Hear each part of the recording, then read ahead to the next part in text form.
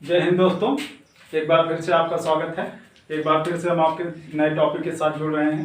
जैसा कि हम आपको आज नए टॉपिक पर बात करने वाले हैं आपसे, और हमारा टॉपिक होगा आज का दोस्तों ब्रेन। ब्रेन जिसको आप कह सकते हैं फेलॉन, इसके विषय में हमको बात करनी है। यानी कि कुल मिलाकर के हमको किसके विषय में बात करनी है? मस्तिष्क के विषय में, बोले तो मन। इस पूरे मुद्दे पर हमको इस टॉपिक पर बात करनी है। कैसे इसके क्वेश्चनों को हम निकालेंगे आगे चल करके, ताकि पूरी आसानी से सारे क्वेश्चनों को हम सॉल्व कर सके। सबसे बड़ा कंफ्यूजन क्या होता है ब्रेन को लेकर के, कि ब्रेन को डिवाइडेड जो किया गया है उसके कंफ्यूजन को हम दूर करेंगे।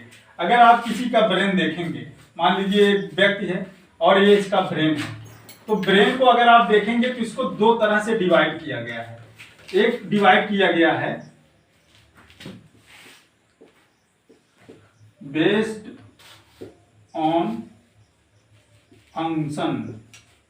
फंक्शन, इसके आधार पर डिवाइड किया गया है, और इसके आधार पर ब्रेन को 3 भागों में बांटा गया है। और दूसरा अगर आप देखेंगे कि ब्रेन को बेस्ड ऑन स्टेज, इसके आधार पर डिवाइड किया गया है, और इसके आधार पर ब्रेन होता है 2।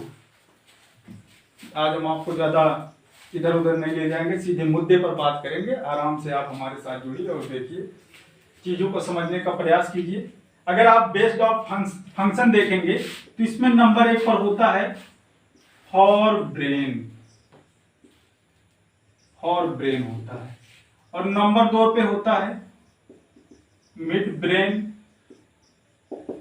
और नंबर 3 पर होता है हिंड ब्रेन। ये 3 तरह के ब्रेन होते हैं। अगर आप इसके इधर आएंगे तो यहां आपको 2 तरह का मिलेगा।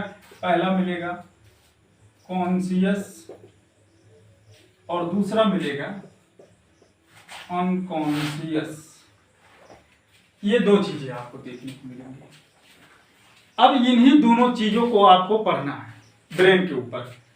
तो अगर आप थोड़ा सा पीछे जाएंगे और ये समझने का प्रयास करेंगे कि ब्रेन क्या है, तो ब्रेन आपको समझने के लिए आपको 2 बातें समझनी पड़ेंगी। पहला तो आपको समझना पड़ेगा नर्वस सिस्टम। बोले तो तंत्रिका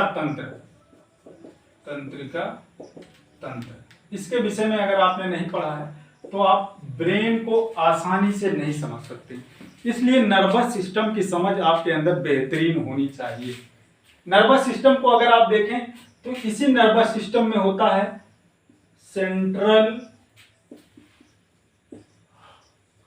नर्वस सिस्टम। ये होता है सेंट्रल नर्वस सिस्टम। तो अगर आप सेंट्रल नर्वस सिस्टम निकालेंगे तो आपको 2 चीजें प्राप्त होंगी। नर्वस सिस्टम में अगर आप सेंट्रल नर्वस सिस्टम निकालेंगे तो आपको 2 चीजें प्राप्त होंगी। पहला प्राप्त होगा आपको ब्रेन, और दूसरा प्राप्त होगा आपको स्पाइनियल कार्ड। ये 2 चीजें आपको प्राप्त होंगी ब्रेन के अंदर। आज हमारी स्पीड थोड़ी सी ज्यादा रहेगी, जैसा रहेगा इन्वायरमेंट जैसा रहेगा हम वैसे आपसे बात करेंगे। स्पीड थोड़ी सी ज्यादा रहेगी तो आप चीजों को आराम से जल्दी समझने का प्रयास कीजिएगा। बहुत सारा कंटेंट लेकर के आए हुए हैं आपके लिए। तो यहाँ पर आपको देखेंगे कि सेंट्रल नर्वस सिस्टम में आपको 2 चीजें मिल रही हैं। एक आपको मिल रहा है ब्रेन, और दूसरा आपको मिल रहा है स्पाइनियल कार्ड, यानी कि मस्तिष्क और मेरुरज्जु।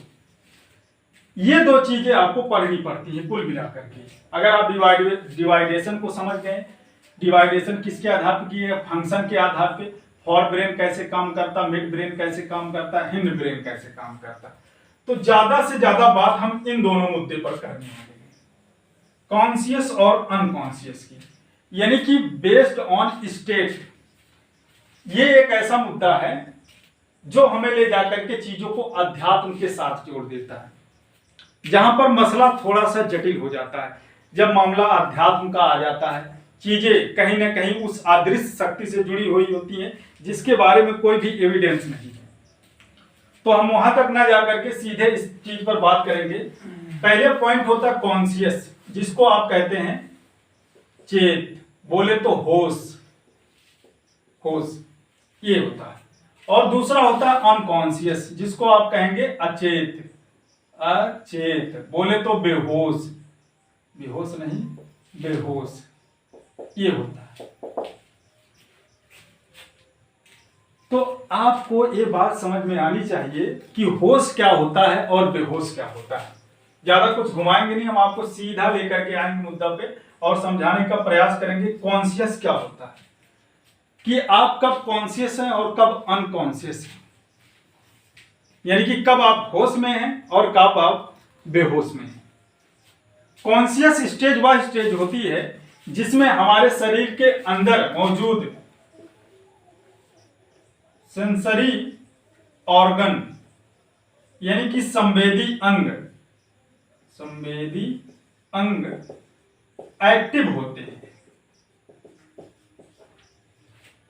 अगर आप देखेंगे तो इसमें आपको संवेदी अंग एक्टिव मिलेंगे।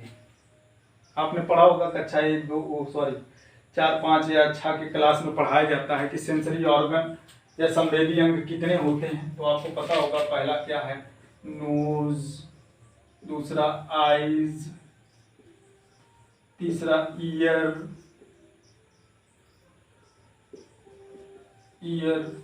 चौथा स्किन, पांचवा खुद सीख लीजिएगा, इसको सिखाने की जरूरत नहीं है। ठीक, तो अगर आप जो भी बच्चे नहीं जानते तो उसके लिए मैं 5वां लिख दे रहा हूं, टंग। ये 5 होते हैं।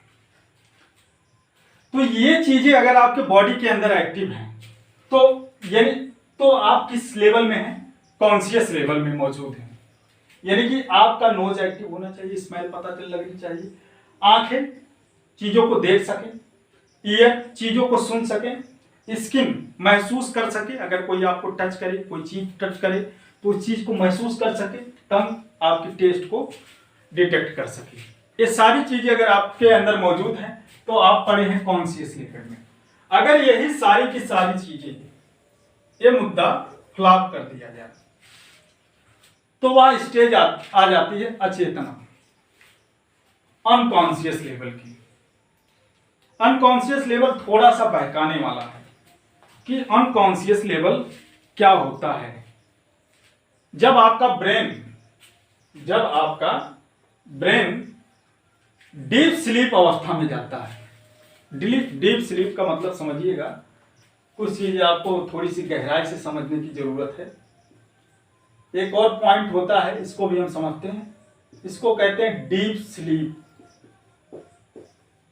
और ये डीप स्लीप की अवस्था आपको ब्रेन के अंदर देखने को मिलेगी। यानी कि जब हमारा ब्रेन काम करते करते, जैसे हमारा इंजन गाड़ी का चलते चलते गरमा जाएगा, वैसे ब्रेन जब चलते चलते थक जाता है तो वह डीप स्लीप में चला जाता है, यानी कि गहराई अवस्था में वो स्लीप होने का प्रयास करता है। और उस दौरान अगर कोई संदेश आपके मस्तिष्क से ट्रांसफर होना चाहता है तो वह संदेश ट्रांसफर नहीं हो पाएगा। तो मान लीजिए अगर आप सो रहे हैं और आपका ब्रेन थक गया, पूरी तरह से डीप स्लीप की अवस्था में चल गया, तो अगर आप उठने का प्रयास करेंगे तो उठ नहीं पाएंगे। तो ये होती है डीप स्लीप, जिसमें आपको देखने को मिलेगा, लोग कहते हैं कि हमको कोई दबा रहा था, हम उठ नहीं पा रहे थे, बस पकड़ रहा था, कोई भूत था, समथिंग वगैरह, ये सारी चीजें आपको देखने को मिलेंगी। लेकिन इन सारी चीजों को समझने के लिए आपको ब्रेन को समझने की जरूरत है, क्योंकि जितने भी मसले हैं उसको समझने के लिए सबसे ज्यादा ब्रेन को समझने की जरूरत है। अगर आपको ब्रेन की समझ है, अच्छे से आपको ब्रेन यूज करना आता है, तो चीजें आपके समझ से कभी बाहर नहीं जा सकती। डीप स्लीप की अवस्था जो लोगों को बहुत ही ज्यादा परेशान करती है, एक बड़ा मुद्दा है, इस पर हम बाद में बात करेंगे। मुझे लगता होगा कि कॉन्शियस लेवल आपको समझ में आ गया होगा कि जब ये सारे पार्ट बंद हो जाएंगे, इसका मतलब कि ये सारे बंद होंगे तो हमारा हार्ट चलता रहेगा, ठीक, बाकी सारे सिस्टम अंदर जो होते हैं, सर्कुलेशन सिस्टम, रिस्पायरेटरी सिस्टम, ये सारे सिस्टम चलते रहेंगे, ये मुद्दा बंद हो जाएगा। ये आपको समझ में आ गया होगा। अब दूसरा क्या होता है कि आपको यहां पर देखने को मिलेगा फंक्शन के आधार पर, कार्य के आधार पर कि ब्रेन कार्य कैसे करता है, ब्रेन के अंदर जितने भी छोटे छोटे पार्ट्स मौजूद होते हैं वो कैसे चीजों को किस तरह से कंट्रोल करते हैं, इन सारी चीजों को आपको इसमें देखने को मिलेगा फंक्शन वाले आधार पर, जिसमें आपको हम फॉर ब्रेन, मिड ब्रेन और हिंड ब्रेन कंप्लीट पढ़ाएंगे। सारे क्वेश्चन यहीं से बनते हैं दोस्तों। तो ये चीज आपको समझ में आ गई होगी। ब्रेन के नेक्स्ट पार्ट में हम आपसे फिर मिलेंगे।